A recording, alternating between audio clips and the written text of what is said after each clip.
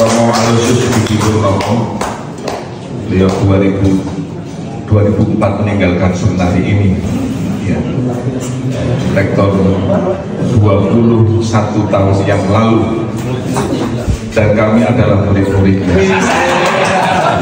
Saya kira baik juga Romo Budi untuk menyampaikan sesuatu bagi para pelajar di seminari ini, yang tadi yang kaget juga Romo Budi dengan kamar makan, dulu rekreasi sekarang jadikan kamar makan dan lain sebagainya. Monggo Romo Budi ya, untuk menyampaikan sesuatu ya. Mau mengenalkan yang dulu ya silakan, tapi jangan dibuka-buka kami ya. Iya. Saya duduk. Romo Rektor, para Romo dan para frater yang terkasih, selamat siang. Horas. Coba.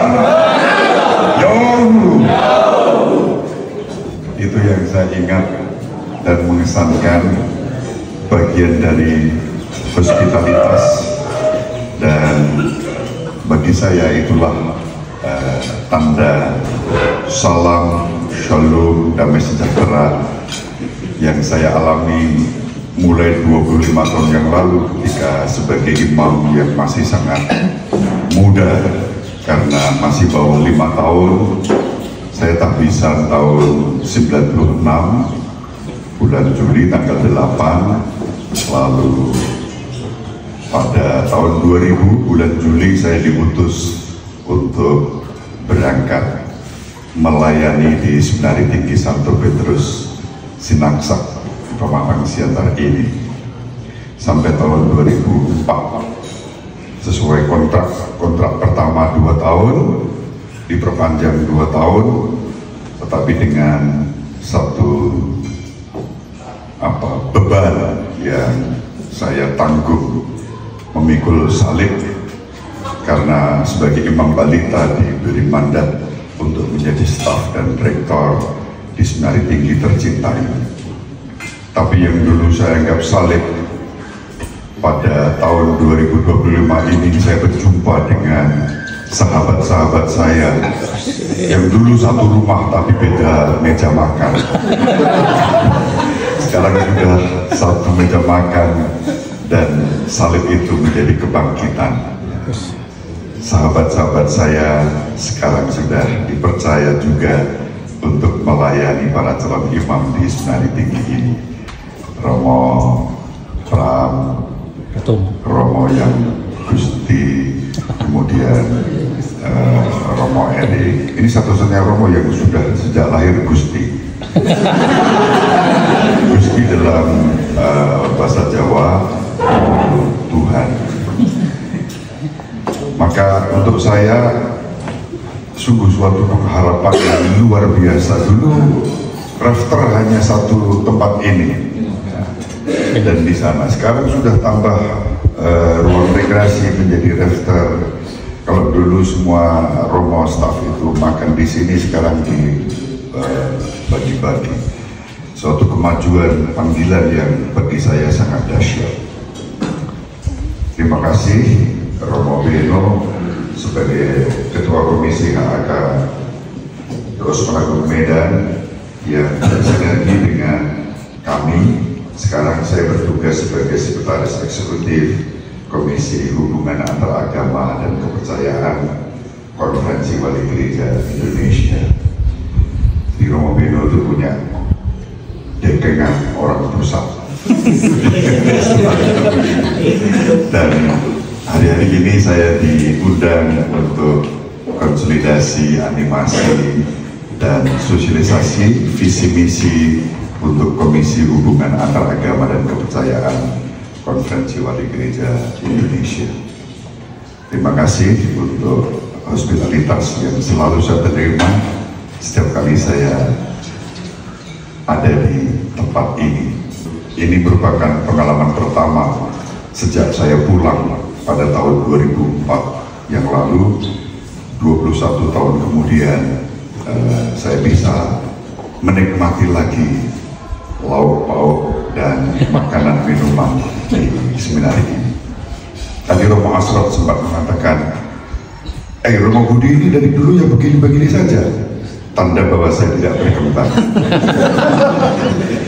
Sementara sahabat-sahabat saya yang dulu menjadi frater-frater, ya saya layani, saya dampingi, memiliki perkembangan yang sangat luar biasa, mengalami kemajuan, minimal kemajuan perut semakin besar. Dulu Romo Rektor itu saya sebut kutilang, kurus tinggi langsing.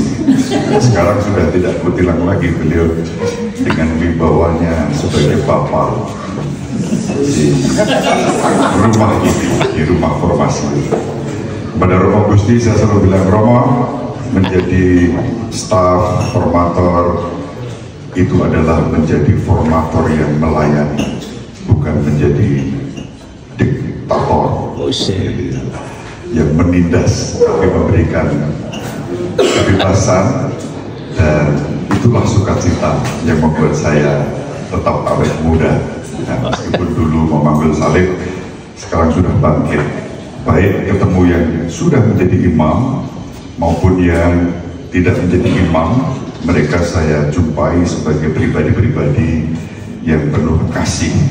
Salah satu contoh kemarin di Tanjung Pinang, minggu lalu saya di Kepulauan Riau, di Tanjung Pinang seminggu, di Batam seminggu juga dalam rangka HAK dan asistensi Paskah. Minggu ini di Medan, saya berjumpa dengan Mas Nandu yang jadi katekis hebat di Tanjung Pinang. Mas Nandu itu dulu pulang pamitan saya waktu masih tingkat 2, dan saya mengatakan, yakinkan saya bahwa saya mengizinkan kamu untuk keluar kembali ke jalan yang benar. Dan beliau meyakinkan saya, tapi saya tetap tidak bisa diyakinkan. Setiap kali ada frater yang pamitan, waktu itu saya selalu menangis berhari-hari di kamar. Dan saya berdoa pada Tuhan, Tuhan, apa salah saya? Jadi bukan apa salah frater yang keluar, tapi apa salah saya sampai-sampai frater itu keluar.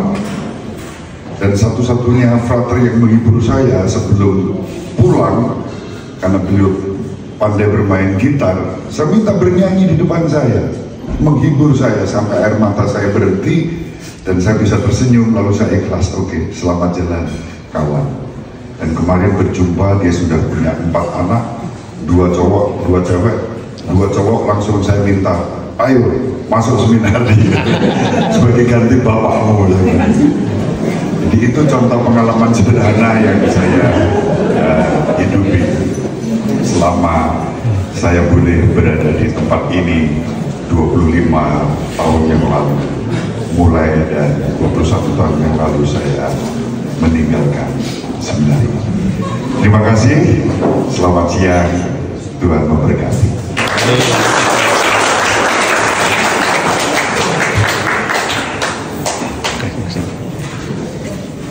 Terima kasih Romo Budi, Romo Beno atas kedatangannya di Seminari Tinggi Santo Petrus.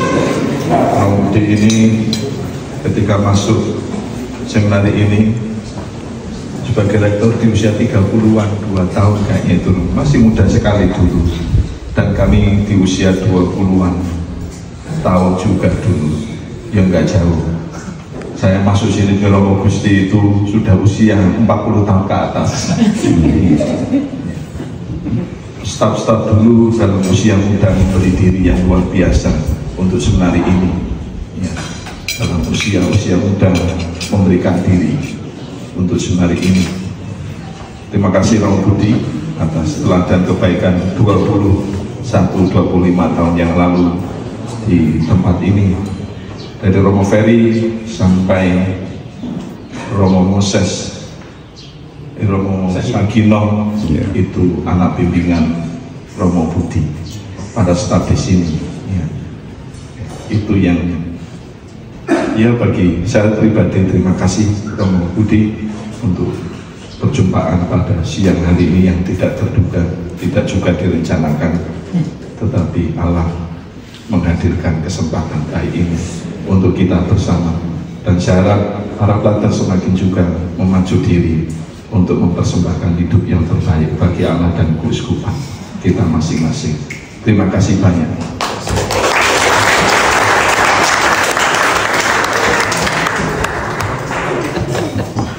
Sahabat